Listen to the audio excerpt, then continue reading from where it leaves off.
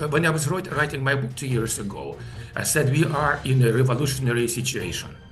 But now we are in a true revolution. What happened was that the counter elites, so they have overthrown the established elites. As Trump, in his Maga movement, took over the Republican Party, they converted it from the party of wealth holders to the party of the right-wing populist party. That is a potential flashpoint that can lead to more violence.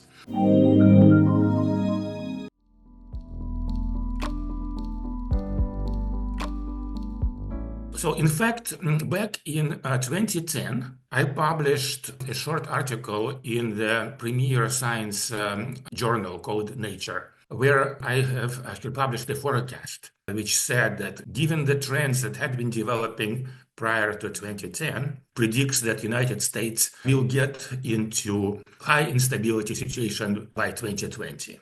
At that point, I had no idea about Donald Trump, or that it would be called Maga movement or whatever.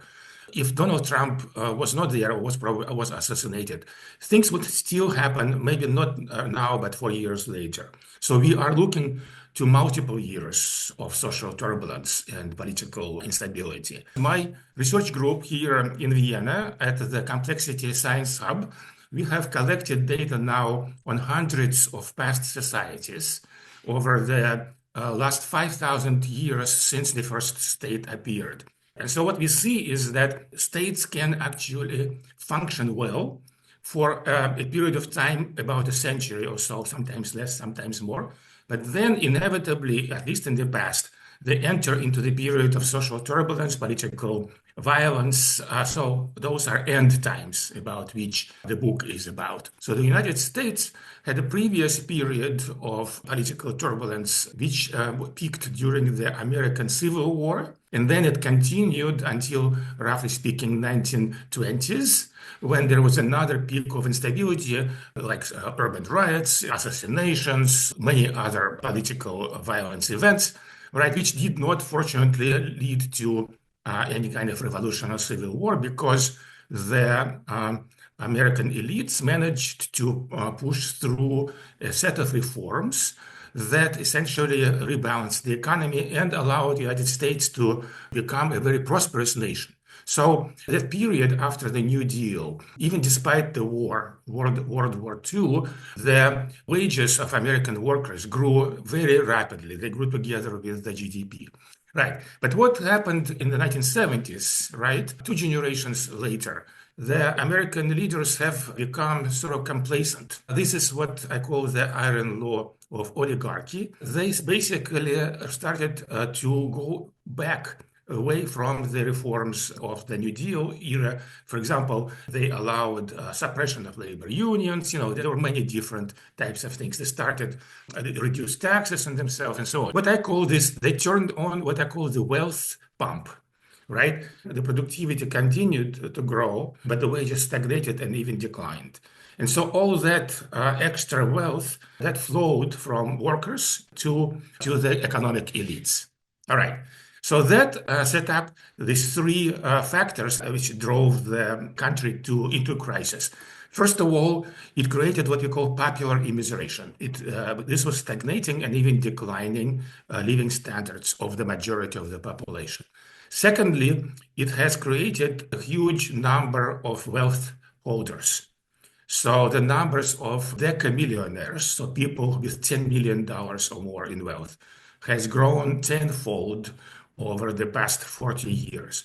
And the numbers of billionaires has grown even more. All right. The third outcome is because of the immiseration to escape precarious living conditions. Many people from the common American class, right? They wanted to escape. And how do you do it if you don't inherit wealth? You go to college, and then college degree is not enough. Right, so you try to get a professional degree, like law degree or PhD, like what I have, and so on and so forth. So what this created, what the situation we call elite overproduction. All right. So many, not all, but many of the wealth holders, Trump is, of course, the best example, but not the only one. Michael Bloomberg is another, and many others. They actually try to convert their wealth into political power. right? They either themselves become candidates or like supports other people running for office, right? And so you have many more people now competing for those offices. And on the other side, on the credential side, we have huge numbers of especially lawyers.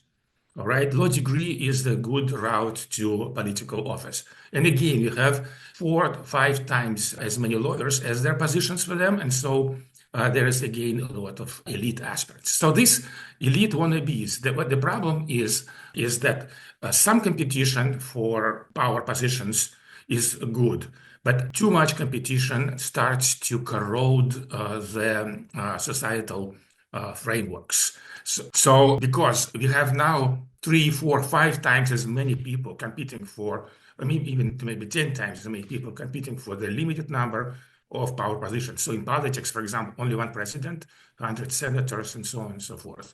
Right. So what happens to those who lose in this competition?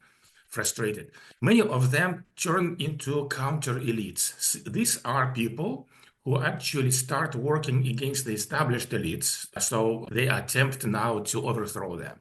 And that's precisely what we saw in the French Revolution, for example, with people like Robespierre, or the Russian Revolution, Vladimir Lenin, and many other examples in the history. What happened was that the counter elites, so they have overthrown the established elites. So who are the established elites? Prior to 2016, for example, right, we had two parties, and one of them was the Republicans was the party of the wealth, or 1%.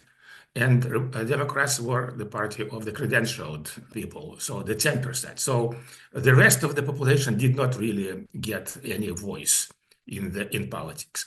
And then what happened was that as Trump, in his Maga movement, took over the Republican Party, they converted it from the party of wealth holders to, at least they claim it, the party of the right-wing populist party, to represent the common people. And meanwhile, there was some sorting going back and forth. So Democrats became simply the party of the ruling class because some of the Republicans left the Republican Party and went to the Democrats. So many neocons, for example, did that, and vice versa. Some of the former members of the Democratic Party, like Robert F. Kennedy Jr. or Tulsi Gabbard, right, they switched to the Maga movement within the Republican Party. So we have this coalition counter elites, which is, of course, Trump is sort of the center figure of it. But it would be a mistake to think that focus just on him. He has, as I mentioned, politicians like Tulsi Gabbard and RFK Jr. He has also brought up people like J.D. Vance. J.D. Vance moved up through the ranks of the Republican Party. And then, of course, we have wealth holders like Musk, which is very important. And he also is a counter elite because he was very unhappy with how he was treated, and on the ideological front we have people like Tucker Carlson. So you can see it's a power network. So they have now managed to get into power. Everybody now understands. When I was writing my book 2 years ago, I said we are in a revolutionary situation. But now we are in a true revolution because, first of all, there are two aspects of revolution. First of all, it's the revolution of the elites, right? And that's what Trump and his power network is trying to do. They're trying to replace the established elites with their own members. But also, not all revolutions are transformative. But the intent is to make this revolution transformative.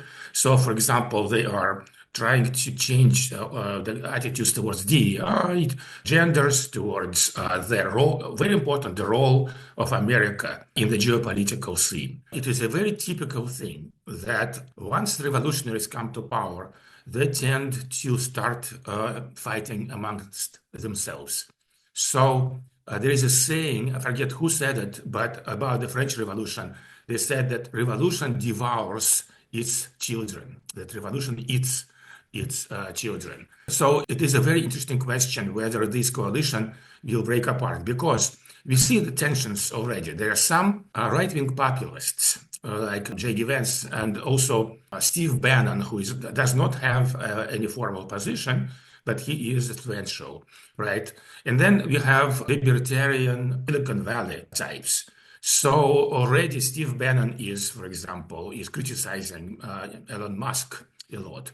But so it all depends. It all depends on the personalities. Whether it's it looks like, for example, Musk and Trump have a personal friendship. How well it will survive the tensions and the stresses that they will undoubtedly go through is a big question. I don't think that Trump and his movement really understand the forces that drive the societies. For example, they worry about the well-being of common Americans. But notice that none of what they have done so far has really helped the workers. And it's, of course, it's a very difficult problem. So we would have to, there's many ways that they would need to do it, increase minimum wage, actually increase taxes on the rich, but Trump has done the opposite. Then industrial policy, which would bring well-paying jobs back to the States. Actually, Trump is for that, but that takes a long time to implement. There is another element on the road to crisis,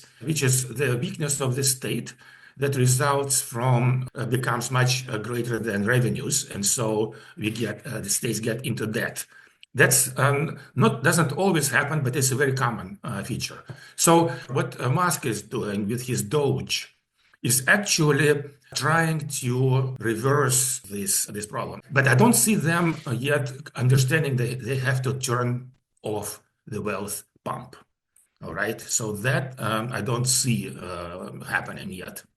Essentially, if you give people power, right, they are tempted to use it for their own ends, right, for their own enrichment. That's why human societies go into cycles.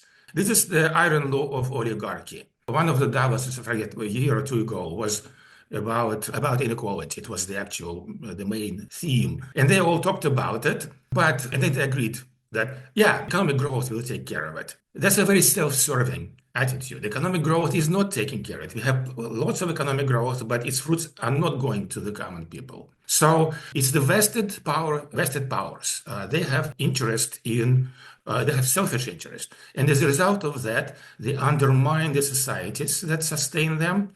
And that's how they end up oftentimes in revolutions. So far, I'm actually very heartened that we have not had huge amounts of violence. All right. But we are in a very fragile situation. It can escalate. One group starts using methods, the other side will respond, and that can quickly escalate into the actual civil war. All right.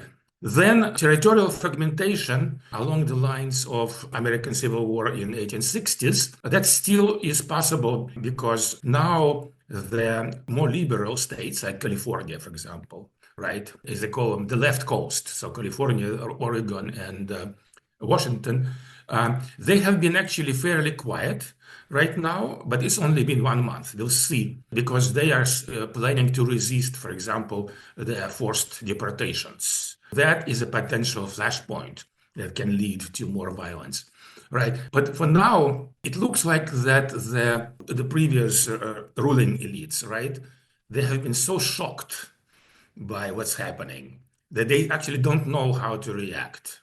All right, have not yet organized themselves into a reactionary, counter-revolutionary party. This will probably happen, but we'll see.